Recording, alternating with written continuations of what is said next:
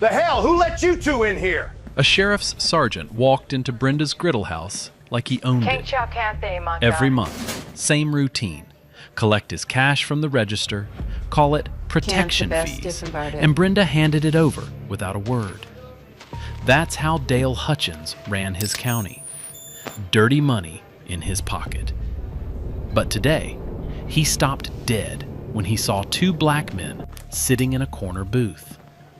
Can we help you, officer? Yeah. Get out. I don't serve animals at people's tables.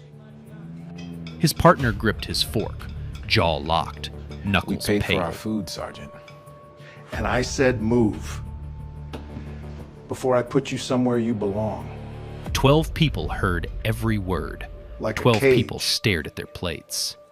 Nobody moved. But here's what that sergeant didn't know. Those two men he just called animals, they had badges too. And everything he just said was already on tape. Hold on. To understand what happens next, we need to go back 12 hours. Malcolm Owens sat in the passenger seat of a rented sedan, watching the highway signs count down the miles to Ridgedale County. No government plates, no markings. Just two black men in a Honda Accord that could have belonged to anyone. He had a leather folder open on his lap. 8 complaint reports. Same name on every single one. Sergeant Dale Hutchins. Racial profiling, illegal stops, falsified reports. All of them closed by the local department with the same 2 words. Unfounded allegation. Terrence Blake drove. Former college linebacker. Quiet. The kind of guy who listened more than he talked. He glanced at the folder. 8 complaints in 3 years. And nobody did anything? Local oversight protects their own, Malcolm said. His voice was calm, measured, the tone of a man who'd seen this before. That's why we're here. 2 weeks ago, Captain Elaine Crawford had called them into her office at the State Bureau of Professional Standards. She slid the Ridgedale file across her desk and said one sentence. I need you to see if this is real. The assignment was simple. Spend a weekend in Ridgedale County. Eat at restaurants. Walk around town. Exist as 2 black men in public spaces. If Hutchins was dirty, he'd show himself. Body cameras concealed. Audio recording. Every second documented. Malcolm adjusted the rearview mirror and checked his reflection. Habit. Years of knowing that before he opened his mouth, people would see his skin first. He wore a polo shirt, jeans, a nice watch his wife bought him for their anniversary. He looked like a man on vacation. That was the point. Terrence broke the silence. You ever get tired of this? Of what? Being the test, the bait. Malcolm was quiet for a moment. Then he said, Yeah, every time. They crossed into Ridgedale County just after sunset.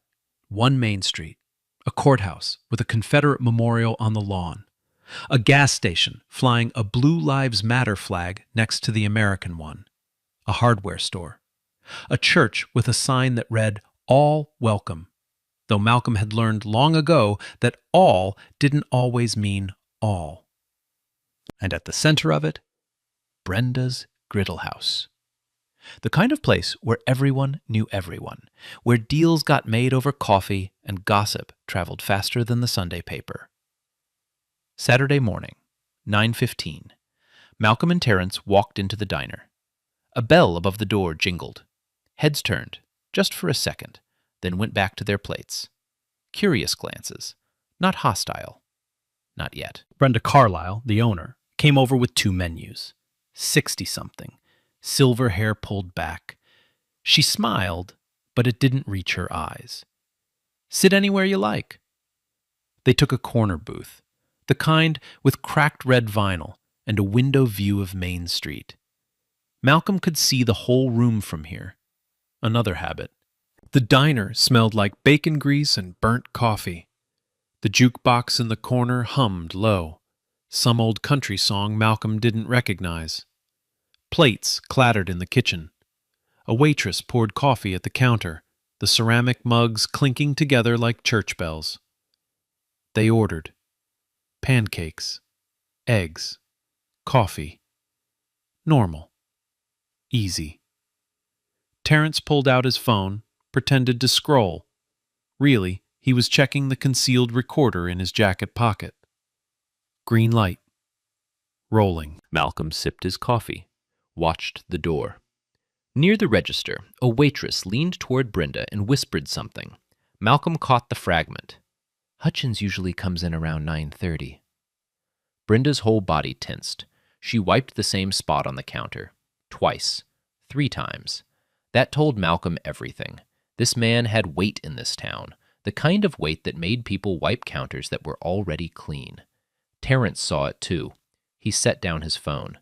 He's coming. Malcolm nodded, didn't look up, just stirred his coffee and waited. The bell above the door jingled. Dale Hutchins walked in, full uniform, Ridgedale County Sheriff's Office patch on his shoulder, gun belt sitting heavy on his hips, mirrored sunglasses pushed up on his buzz-cut head, even though the sun wasn't in his eyes. Behind him, a younger deputy, mid-20s, Cody Lassiter, skinny kid with a fresh haircut and a uniform that looked like it still had creases from the package. The diner went half silent. Forks slowed. Conversations dropped to murmurs. Brenda straightened up behind the register like a student when the principal walks into class. Hutchins didn't head to the counter, didn't wave at the regulars. His eyes swept the room in one practiced motion and locked onto the corner booth where Malcolm and Terrence sat. He walked straight toward them. His boots hit the tile floor with that deliberate cop rhythm. Slow, heavy. The kind of walk that says, I have all the time in the world, and you don't. He stopped at the edge of their booth. Didn't sit, didn't lean. Just stood there, looking down at them like a man inspecting something he stepped in. Morning. His voice was casual, almost friendly. You boys passing through? Malcolm set down his coffee cup, looked up, met his eyes. Just having breakfast. Uh-huh. Hutchins tilted his head. Where you staying? Terrence glanced at Malcolm, then back at Hutchins. Is there a reason you're asking? The shift was instant. Hutchins's jaw tightened, his shoulders squared. The friendly mask cracked just a little. I'm asking because I'm asking. That a problem? No problem, Malcolm said, voice even. We're not staying anywhere. Just came in for food. Right. Hutchins pulled a small notepad from his belt, clicked a pen. I'm going to need to see some ID. Malcolm didn't move. For eating pancakes? For being in my county, Hutchins said. Not loud, not quiet, just flat, matter of fact, like it was the most reasonable thing in the world. Deputy Lassiter shifted his weight behind Hutchins. His eyes flicked between the booth and the floor. He looked like he wanted to be anywhere else. Malcolm reached into his jacket, slowly, visibly, 2 fingers, and pulled out a wallet, slid his driver's license across the table. Out of state, clean, current. Terrence did the same. Hutchins picked up both IDs like they were evidence at a crime scene, held Malcolm's up to the light, squinted at it, turned it over, ran his thumb across the surface like he was checking for a forgery. Lassiter, he said, without looking back. Run these. The deputy stepped forward, took the IDs, and walked back toward the door where his radio was clipped to his shoulder. His voice crackled low as he called it in to dispatch. The diner stayed quiet. Every person in that room was watching now, pretending not to watch. Eyes on plates, ears wide open. Malcolm's pancakes were getting cold. He didn't touch them.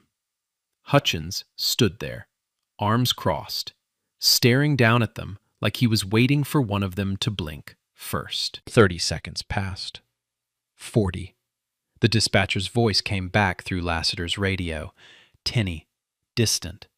Malcolm couldn't make out the words, but he saw Lassiter's face. No change, no surprise. Clean return. Lassiter walked back over and handed the IDs to Hutchins. Both clear. No wants, no warrants. Hutchins didn't move, didn't hand the IDs back. A clean return should have ended it. That's how it works. No warrants, no holds, no reason to detain. You hand back the IDs, say have a nice day, and walk away. Hutchins didn't walk away. He set the IDs on the table, but didn't push them across, left them just out of reach. Then he leaned in, not sitting, just bending down so his face was level with theirs. We've had some break-ins around here lately, he said, voice low now, just for them. 2 guys, matching your general description. Malcolm didn't blink. What description is that? Hutchins smiled, not a friendly smile, the kind of smile that doesn't reach the eyes. You know what description. Terrence's hand tightened around his fork. Malcolm saw it, saw the way his knuckles went pale, saw the muscle jump in his jaw. So here's what's going to happen, Hutchins said, straightening up. Louder now, loud enough for the whole diner to hear. You 2 are going to step outside with me for a minute so we can sort this out. Just a few questions. Shouldn't take long. Sort what out? Malcolm asked. You just ran our IDs. We're clean. That's what the computer says. I'm not so sure. Hutchins tapped the table with his knuckle, twice, sharp. Outside. Now. Nobody in that diner said a word. Brenda clutched a dish towel at the register. A mother, 2 booths over, pulled her daughter closer. An old man at the counter stared at his eggs like they held the secrets of the universe. Not one person spoke up. Malcolm reached into his pocket, slowly, always slowly, and pulled out a $20 bill. Set it on the table next to his half-eaten pancakes. Terrence did the same. They stood up. Malcolm buttoned his jacket. 1 button at a time. Every movement deliberate. Controlled. Hands visible. No sudden motions. The choreography black men learn before they learn to drive. Hutchins stepped back, gestured toward the door with his chin. After you. They walked, Hutchins behind them, Lassiter behind Hutchins. Every eye in that diner tracked them to the door. The bell jingled again as they stepped outside into the bright Saturday morning sun. The parking lot was gravel. Hot already. The kind of heat that makes the air shimmer. Hutchins' patrol car sat in the handicap spot. No placard, no reason. Just because he could. Over here, Hutchins said, pointing to the front of the cruiser. Hands on the hood. Malcolm stopped, turned. Sergeant, with respect, what's the probable cause here? Probable cause is I said so. Hands on the hood. Both of you. Terrence looked at Malcolm. Malcolm gave the smallest nod. They stepped forward, placed their hands flat on the hood of the cruiser. The metal was hot, scorching. Malcolm felt it through his palms. He didn't flinch. Hutchins keyed his radio. Dispatch, this is Hutchins. I'm at Brenda's with 2 suspicious individuals, requesting a backup unit to my location. Suspicious individuals. That's what they were now. 2 men, eating pancakes. Suspicious. The dispatcher's voice came back. Copy that, Sergeant. Unit en route. Malcolm's concealed body camera was recording everything. Every word, every angle. The sun glinting off Hutchins's badge. The way his hand rested on his belt. The way Lassiter stood off to the side, staring at the ground like he was trying to disappear. Terrence's audio recorder was running in his jacket pocket, crystal clear, time-stamped. Hutchins walked around to the trunk of their rental car, stood there, looked at Malcolm. "Pop it." "Do you have a warrant?" I don't need a warrant. Pop the trunk, or I'll pop it myself. Malcolm reached into his pocket, slowly, always slowly, and pressed the key fob. The trunk clicked open. Hutchins lifted it, looked inside. A duffel bag, a laptop case, a jacket, normal travel stuff. He unzipped the duffel, pulled out clothes, shook them, tossed them back in, opened the laptop case, rifled through papers. "What exactly are you looking for, Sergeant?" Malcolm asked. His voice was calm, but there was an edge now, sharp, thin. "I'll know it when I see it," Hutchins muttered. He found nothing, because there was nothing to find. He slammed the trunk shut, walked back around, stood behind Malcolm and Terrence with his arms crossed. A second patrol car pulled into the lot, gravel crunching under the tires. 2 more deputies got out. Now it was 4 officers for 2 unarmed men eating pancakes. Hutchins briefed them, loud enough for Malcolm and Terrence to hear. "Suspicious individuals, out-of-state plates, uncooperative, possible connection to recent break-ins." None of that was true. Not one word. One of the new deputies, older, gray at the temples, glanced at Malcolm and Terrence, then back at Hutchins. He didn't say anything, but his face said plenty. Hutchins stepped up close behind Malcolm. Too close. Malcolm could feel his breath on the back of his neck. "Here's your options," Hutchins said quietly. "I can hold you for 48 hours while we figure out who you really are. Or you can get in your car, leave Ridgedale County, and not come back. Your call." Malcolm turned his head, just slightly, enough to make eye contact. "We're not leaving." Hutchins' eyes narrowed. "What did you say?" "I said we're not leaving, Sergeant. We have every right to be here." The air went tight, taut, like a string pulled too hard. Hutchins's hand drifted toward his cuffs. And that's when Malcolm decided it was time. Hutchins's hand hovered over his cuffs. His fingers drummed against the leather case. Once, twice, like he was deciding whether to pull the trigger on something that couldn't be undone. "Turn around," he said. "Both of you." Malcolm and Terrence stayed facing the cruiser, hands still on the hood. The metal burned against their palms. Neither one moved. "I said turn around." Malcolm spoke without turning his head. "Are we under arrest, Sergeant?" "You will be if you don't do what I say." "On what charge?" Hutchins stepped closer, so close Malcolm could smell the coffee on his breath. "Obstruction, resisting, failure to comply. Take your pick." Terrence's jaw flexed. His whole body went rigid. Malcolm could feel the tension radiating off him like heat off asphalt. "Terrence," Malcolm said quietly. "Easy." Hutchins heard it. He stepped around to Terrence's side, leaned in. "Oh, so you're the hot-headed one, huh? The one who's going to do something stupid?" Terrence didn't answer, didn't look at him, just stared straight ahead at the diner windows where faces were pressed against the glass. Hutchins laughed, low, mean. "Yeah, that's what I thought. All bark." He walked back to Malcolm, pulled a pair of black gloves from his belt, latex, snapped them on, slow, deliberate. The sound cracked in the quiet parking lot. "Hands behind your back," Hutchins said. "For what?" Malcolm asked. "Pat down. Standard procedure. We already complied with your illegal stop and illegal search.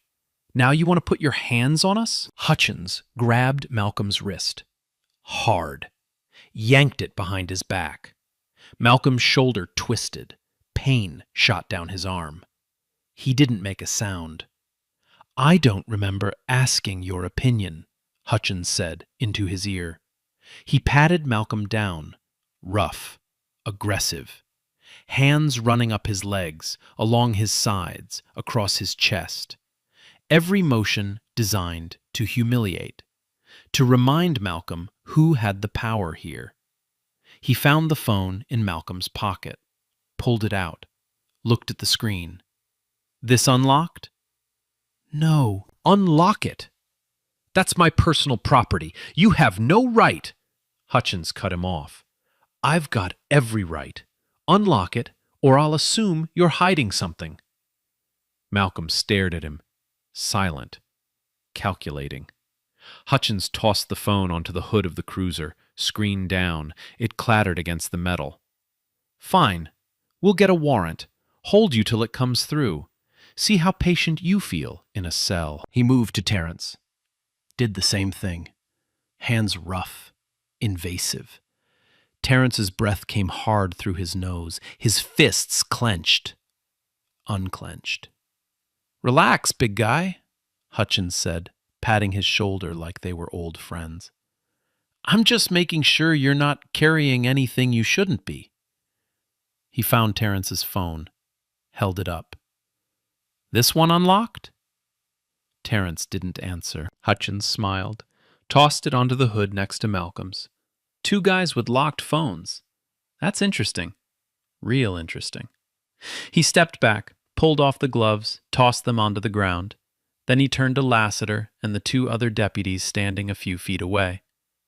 Every time, Hutchins said, loud, casual, like he was talking about the weather. Every damn time these people roll through town, something goes missing. Every single time. Lassiter shifted his weight, looked at his boots. The other two deputies didn't react, just stood there, stone-faced, silent witnesses. Malcolm turned his head, just enough, caught Hutchins's eye. These people? Hutchins shrugged. You said it, not me. The mask was off now, fully, completely. This wasn't about break-ins, wasn't about probable cause or procedure or public safety. This was about skin, about power, about a man in the uniform deciding who belonged and who didn't. Hutchins walked over to the rental car, crouched down, looked at the license plate, ran his fingers along the frame like he was searching for something hidden. Where'd you say you were from? He called over his shoulder. We didn't, Malcolm said. Hutchins stood up, walked back over, hands on his hips. See, that's your problem. You got an attitude. You think you're smart. I've dealt with guys like you before.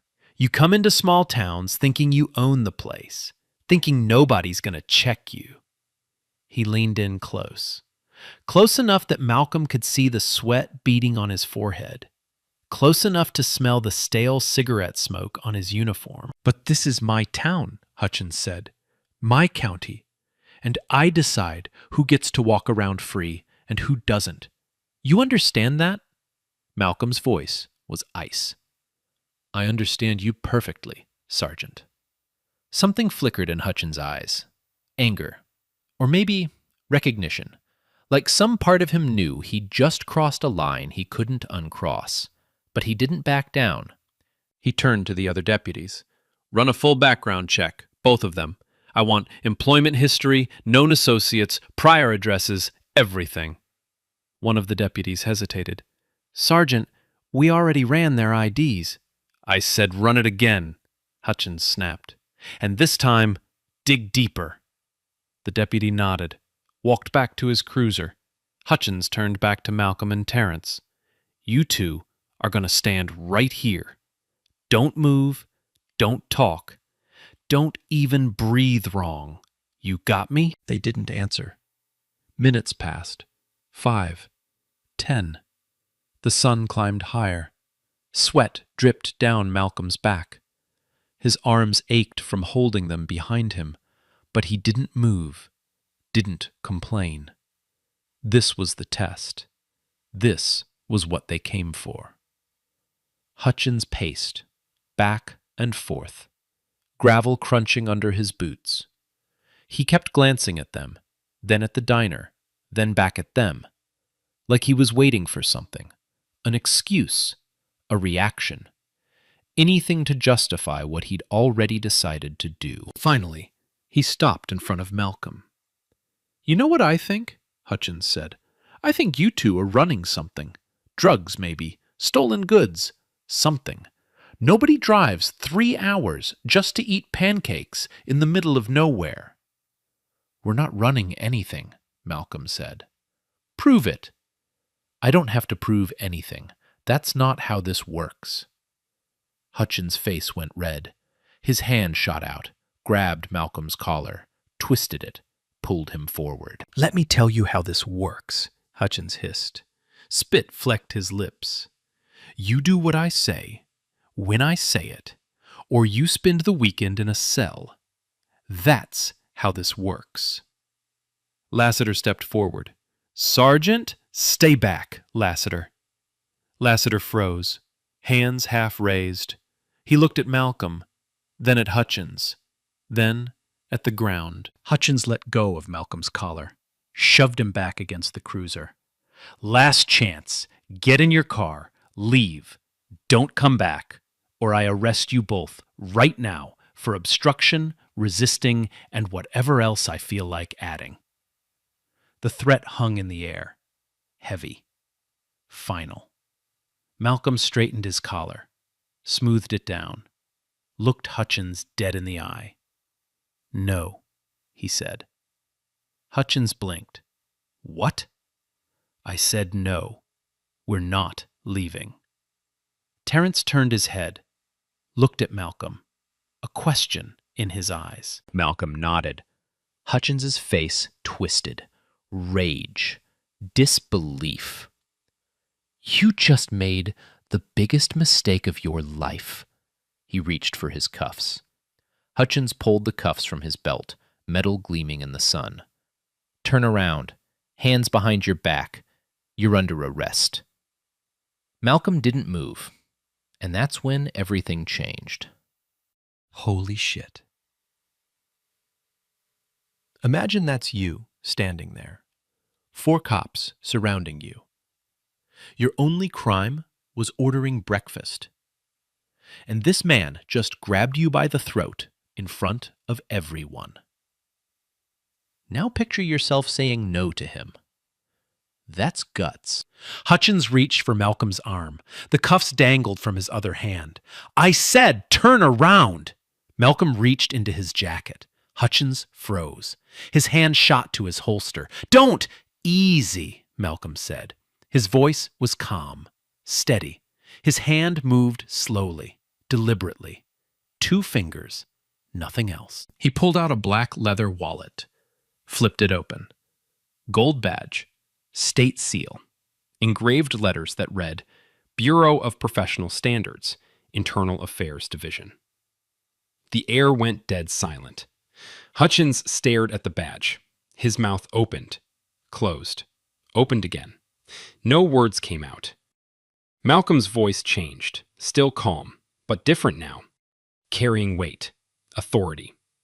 The kind that doesn't need to be loud. "Sergeant Dale Hutchins, badge number 4412.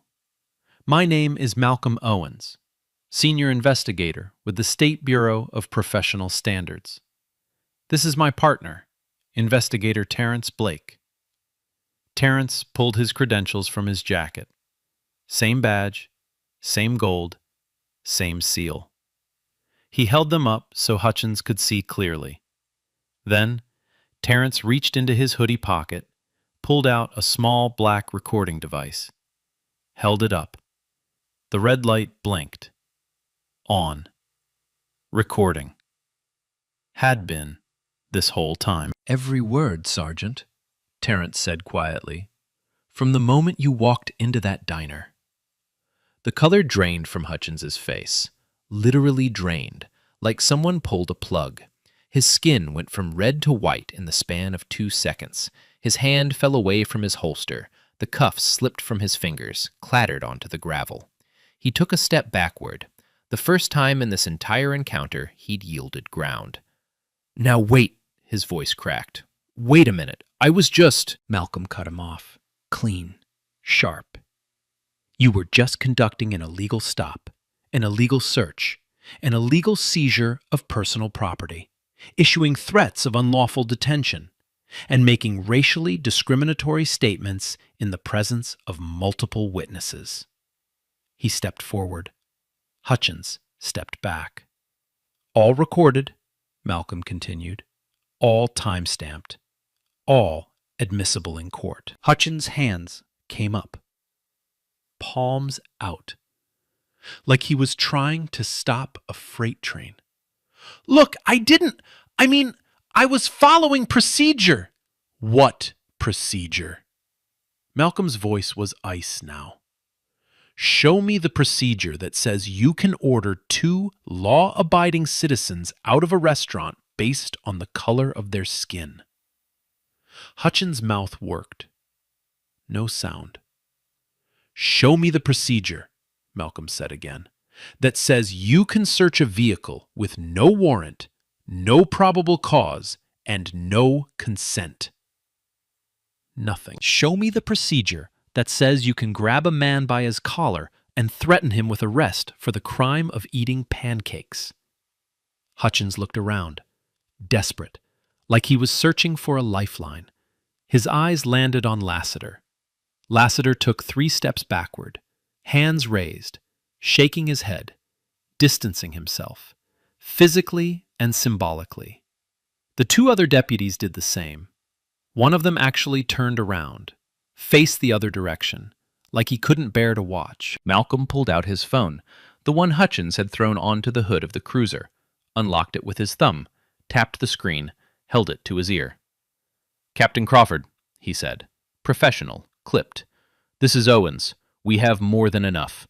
Requesting immediate suspension and custodial escort for Sergeant Dale Hutchins, Ridgedale County Sheriff's Office." Hutchins' knees actually buckled, just slightly, like the ground shifted under him. Malcolm listened for a moment. Yes, ma'am. Multiple civil rights violations, illegal detention, illegal search, discriminatory language, all on body cam and audio. I'll send you the files within the hour. He paused. Affirmative. We're holding position. He lowered the phone, looked at Hutchins. State units are en route. ETA 30 minutes. Hutchins's face went through about 6 different expressions in 3 seconds. Shock, denial, anger, fear, desperation. Then back to fear. This is a mistake, he stammered. I treat everyone the same. Everyone. You can ask anyone in this town.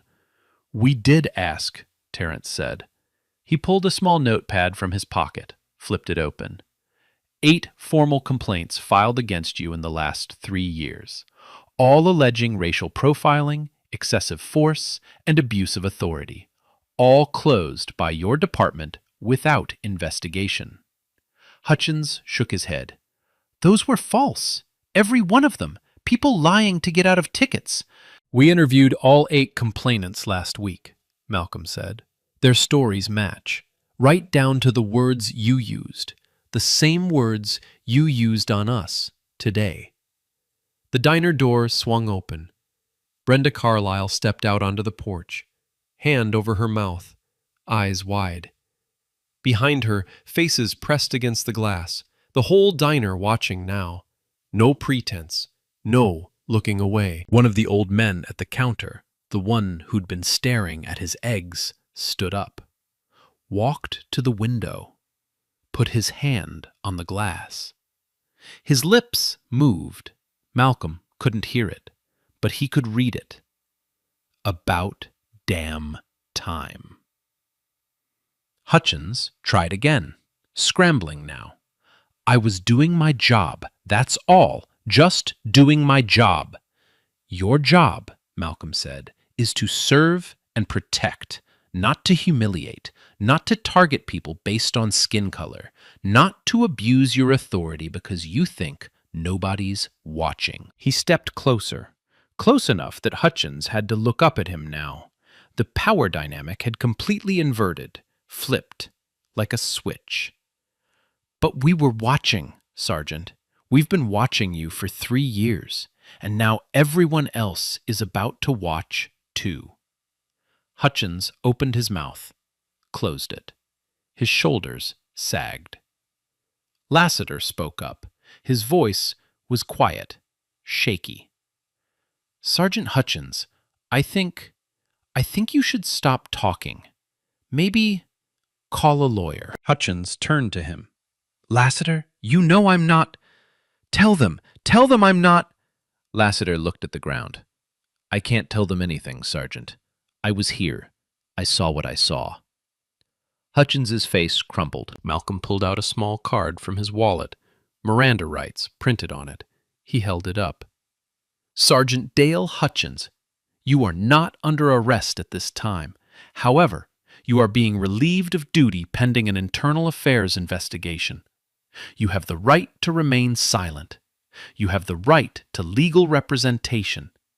Anything you say from this point forward can and will be used in administrative and criminal proceedings. He lowered the card. Do you understand these rights as I've explained them to you? Hutchins didn't answer. He just stood there, staring at nothing. In the distance, sirens, faint, getting louder. 2 unmarked black sedans pulled into the parking lot. State vehicles. No lights, no drama. Just quiet, professional efficiency. 4 agents in plain clothes stepped out, badges on their belts. They walked over to Malcolm. One of them, a woman in her 50s, gray hair pulled back, extended her hand. Investigator Owens, Captain Crawford sends her regards. Malcolm shook her hand. Appreciate the quick response. She looked at Hutchins. No expression, just cold assessment. Sergeant Hutchins, I'm Agent Marsh with the State Bureau of Professional Standards. You're hereby relieved of active duty. I need your service weapon, your badge, and your keys. Hutchins stood there, frozen. Sergeant, she said again, firmer. Your weapon. Now. His hands shook as he unbuckled his gun belt, handed it over. Then his badge, then his keys. Agent Marsh handed them to another agent, turned back to Hutchins. You'll be escorted to the county administration building for formal processing. You're not under arrest, but you are not to leave the state. Do you understand? Hutchins nodded. Barely. Out loud, please. I understand, he whispered. 2 agents flanked him, walked him to one of the sedans, opened the back door. He got in. The man who'd ordered 2 black men out of a diner was now the one being removed. The door closed. The sedan pulled away. And just like that, it was over. The gravel crunched under the tires as the sedan disappeared down Main Street. The sound faded, then silence. Malcolm stood in the parking lot, Terrence beside him. 4 deputies still standing there like statues. Nobody knew what to do next. Agent Marsh turned to Malcolm. We'll need your body cam footage and audio files, full statements. I'm assuming you documented everything? Malcolm nodded. Every second, from the moment he walked into that diner. Good. She glanced at the remaining deputies. Her eyes landed on Lassiter. Deputy, you were present for the entire encounter? Lassiter swallowed hard. Yes, ma'am.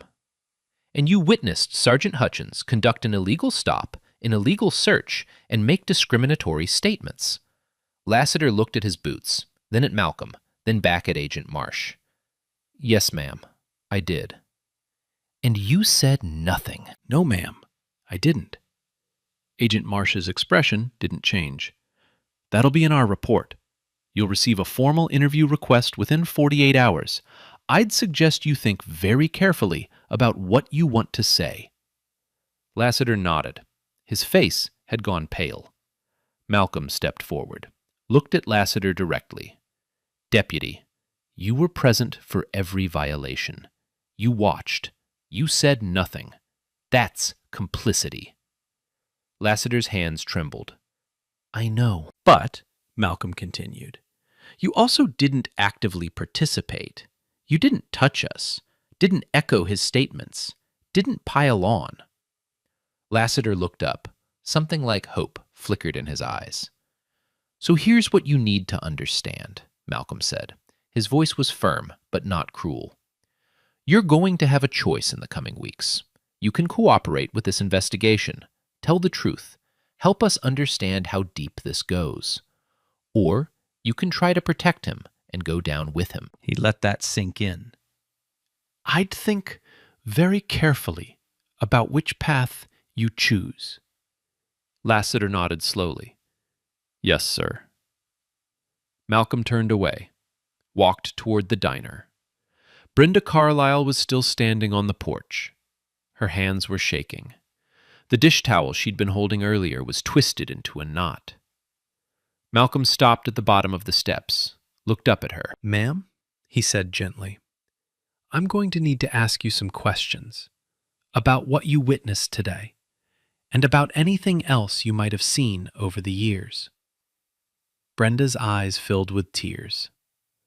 "I've watched him do this for so long, to families, to kids just passing through, to anyone who didn't look like they belonged here." Her voice cracked. "I should have said something.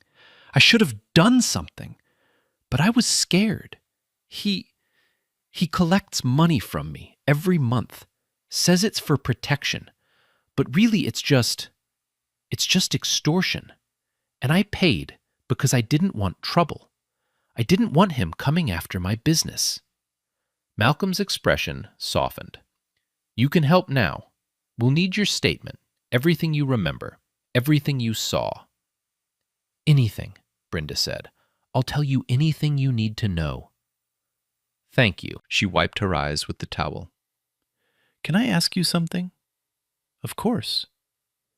"Why didn't you tell him right away, when he first came over to your table? Why wait?" Malcolm was quiet for a moment.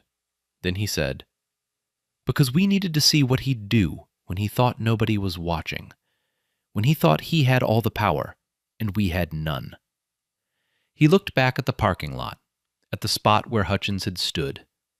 We needed him to show us exactly who he was. Brenda nodded. Understood. Inside the diner, the patrons were starting to move again. Conversations picked back up, low at first, then louder. The shock was wearing off. Reality setting in. The old man who'd been at the counter walked outside, stopped in front of Malcolm, extended his hand. "Thank you," he said simply. Malcolm shook his hand. "You're welcome. I've lived in this town 40 years. Watched that man terrorize people for the last decade. Nobody did anything. Nobody could." The old man's grip tightened. "I'm glad you did." He let go, walked back inside. Terrence came up beside Malcolm. "Captain Crawford wants us back at headquarters by this afternoon. Full debrief." Malcolm nodded, looked at the diner, at the patrol cars still parked in the lot, at the faces in the windows. "You think this'll change anything?" Terrence asked quietly. Malcolm thought about that. About 8 complaints buried in files. About 3 years of silence. About 12 people who watched and said nothing until it was already over. "Maybe," he said finally, "but only if people decide they're tired of looking away." They walked back to their rental car. The hood was still warm from where their hands had been pressed against it. Malcolm opened the driver's side door, paused, looked back one more time. Deputy Lassiter was still standing in the parking lot, alone now, staring at the spot where Hutchins had been. He looked lost. Malcolm got in the car, started the engine. "Think he'll cooperate?" Terrence asked. "Yeah," Malcolm said. "I think he will." They pulled out of the parking lot, drove down Main Street, past the courthouse with its Confederate memorial, past the gas station with its flags, past the hardware store and the church. Behind them, Ridgedale County looked the same as it had that morning. But something had shifted. Something had cracked. And cracks, Malcolm knew, were where the light got in. 3 weeks later, the story broke wide open. Investigative journalist Denise Traylor sat in her editing bay at the state's largest news affiliate. On her screen, body cam footage played in crystal clear high definition. Hutchins walking into the diner. The contempt in his voice. The illegal search. The grab. The threats. Every single frame time-stamped. Documented. Undeniable. Her producer leaned over her shoulder. "When can we air this?" "Tonight," Denise said. "Lead story." At 6 o'clock, the footage hit the airwaves. By 6:15, it was on social media. By 7, it had 500,000 views. By midnight, it had gone viral. The comment section exploded. Thousands of people sharing their own stories, names of other officers in other counties who'd done the same thing. Hashtags trended. Hashtag Ridgedale County. Hashtag Hutchins exposed. Hashtag badges don't mean immunity. Civil rights organizations issued statements. The ACLU, the NAACP, local advocacy groups, all demanding accountability.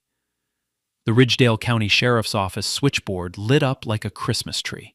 Hundreds of calls, emails flooding the inbox. Sheriff Tom Bradshaw called an emergency press conference, stood behind a podium with the county seal on it, cameras flashing.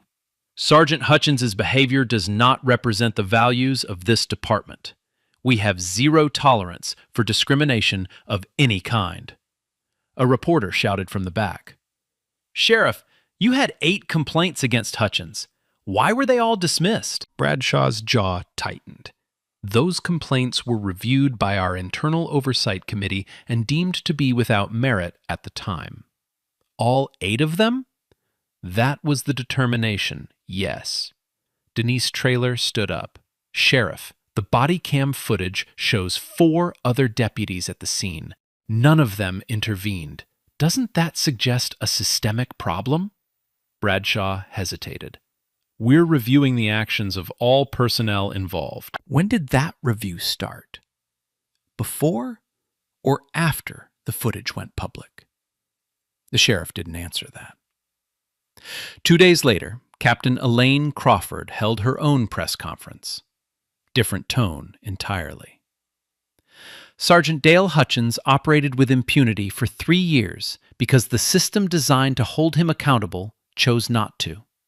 8 complaints were filed. 8 times, victims were dismissed."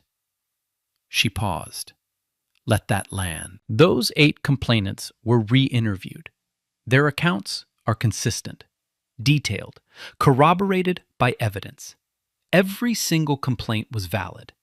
Every single one was ignored." She looked directly at the cameras.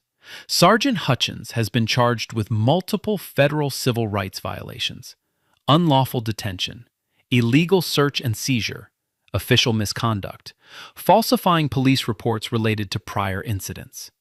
Her message was clear. This wasn't just about Hutchins anymore. The trial began 4 months later. Federal courthouse. Packed gallery. Hutchins sat at the defense table in a borrowed suit. No uniform. No badge. Just a man waiting for judgment. The prosecution played the body cam footage. Every juror watched. Some leaned forward.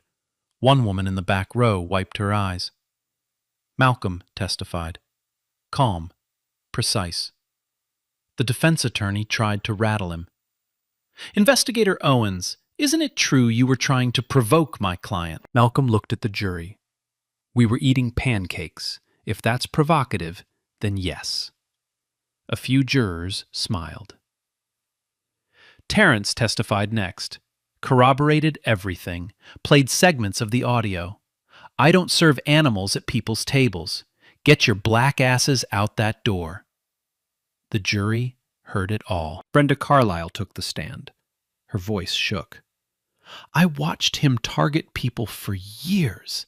Families on road trips, college kids, anyone who didn't look like they belonged. I didn't report it because I was afraid. She looked at the jury. I'm ashamed I didn't speak sooner. Deputy Lassiter testified under a cooperation agreement. He'd resigned 2 weeks after the incident. Did you witness Sergeant Hutchins conduct an illegal stop? Yes. Did you witness him make racially discriminatory statements? Yes. And did you intervene? Lassiter looked at his hands. No, I didn't. I was afraid of what he'd do to my career. I was wrong. Hutchins took the stand against his lawyer's advice. It was a disaster. He contradicted himself repeatedly, claimed he was just following procedure, but couldn't name the procedure. The prosecutor destroyed him. Sergeant Hutchins, what procedure allows you to order paying customers out of a restaurant based solely on their race? It wasn't about race. Then what was it about? Hutchins stammered. They looked suspicious. Suspicious how? They didn't fit. Didn't fit into a public restaurant. Because of what exactly? No answer. The jury deliberated for 4 hours. Guilty. All major counts. The judge sentenced him 3 weeks later. Mr. Hutchins, you wore a badge for 22 years. You swore an oath to protect and serve all citizens. Instead, you used that badge as a weapon. You targeted people based on skin color. You abused your authority. She looked at him over her glasses. 12 years in federal prison. Permanent disqualification from law enforcement. Forfeiture of pension. Hutchins's head dropped. And the Ridgedale County Sheriff's Office is hereby placed under a federal consent decree. Mandatory reforms. External oversight. Comprehensive retraining. Effective immediately. The gavel came down. In the gallery, Brenda Carlyle exhaled for the first time in months. Malcolm sat in the back row, Terrence beside him. They didn't celebrate, just nodded once. Justice wasn't a victory. It was a correction. Back in Ridgedale County, things were changing. Slowly, painfully, but changing. 2 additional deputies were terminated for complicity. Both faced separate charges. The county hired an independent oversight board, civilian-led, real authority. Brenda's griddle house stayed open. Business actually picked up. She hung a small wooden sign near the booth where Malcolm and Terrence had sat. It read, "Everyone belongs here." Not everyone in Ridgedale County liked the changes. Some people grumbled, said it was government overreach, but others, quietly, carefully, started to speak up about things they'd seen, things they'd ignored. The cracks were widening, and light was getting in. 6 months after the trial, Malcolm Owens sat in his new office on the 4th floor of the State Bureau of Professional Standards headquarters, deputy director. The promotion came with a corner office and a view of the Capitol building. More importantly, it came with authority. Real authority. The kind that could change systems, not just individuals. He still traveled, still investigated dirty cops, but now he also supervised 30 investigators across the state, trained new recruits, rewrote policy manuals, made sure that what happened in Ridgedale couldn't happen again, or at least couldn't happen quietly. On Saturdays, when he was on the road, he still ate breakfast at diners, always pancakes, always a corner booth. Old habits. Terrence Blake transferred to the Bureau's training division. He stood in front of classrooms full of new police academy graduates and told them the Ridgedale story, showed them the body cam footage, made them watch every uncomfortable second. Then he'd ask them one question. What would you have done if you were Deputy Lassiter? The room always went silent. That silence was the point. Cody Lassiter resigned from law enforcement the week after he testified. He spent 3 months doing nothing, just thinking, processing, figuring out who he wanted to be. Then he enrolled in law school. He was 30 years old, starting over, carrying the weight of what he'd witnessed and what he'd failed to do. He gave an interview to Denise Traylor 6 months later, sat across from her in a coffee shop, no cameras, just a conversation. I spent 3 years watching, he said, watching Hutchins target people, watching him abuse his authority. And I said nothing, because I was scared. Scared of losing my job, scared of being labeled a snitch, scared of standing alone. He stared at his coffee. But you know what's worse than being scared? Being the kind of person who watches injustice happen and chooses comfort over doing the right thing. Denise asked him what he'd say to other officers in similar positions. Lassiter looked directly at the camera. Speak up. I don't care how hard it is. I don't care how scared you are. Speak up. Because your silence isn't neutral. It's complicity. The interview went viral. Not as big as the original footage, but big enough. Some officers hated him for it, called him a traitor, said he'd violated the thin blue line. Others reached out privately, thanked him, said they wished they had his courage. Lassiter was okay with both reactions. He'd made his choice. Dale Hutchins was serving his sentence at a federal correctional facility in the southern part of the state. No early release, no reduced sentence. His appeals had been denied twice. In prison, he was just another inmate. No badge, no authority, no power over anyone. 12 years is a long time to think about a plate of pancakes. Brenda Carlisle became something unexpected. An activist. She testified before the state legislature in support of a bill mandating independent civilian oversight for all county law enforcement agencies. She stood at the podium in the state capitol, hands shaking, but her voice steady. I watched a corrupt officer operate unchecked for years because I was too afraid to speak up. I'm not afraid anymore, and neither should you be. The bill passed by 2 votes. Brenda went back to running her diner. But now, every month, representatives from the new oversight board met there, right there in her dining room, where it all started. The booth where Malcolm and Terrence sat that morning became something of a local landmark. People asked to sit there, took pictures of the sign. Everyone belongs here. Some people thought it was too much, too performative. But Brenda didn't care. She knew what that booth represented. Not just a story, a choice. The choice to finally stop looking away. Accountability doesn't happen by accident. It happens when people decide that silence costs too much. Hutchins didn't fall because he was unlucky. He fell because Malcolm and Terrence refused to look away. Because Brenda decided shame wasn't as heavy as complicity.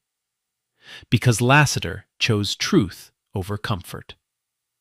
The system protects itself until enough people decide it shouldn't. Wait, this story's fiction, but imagine you're sitting in that diner.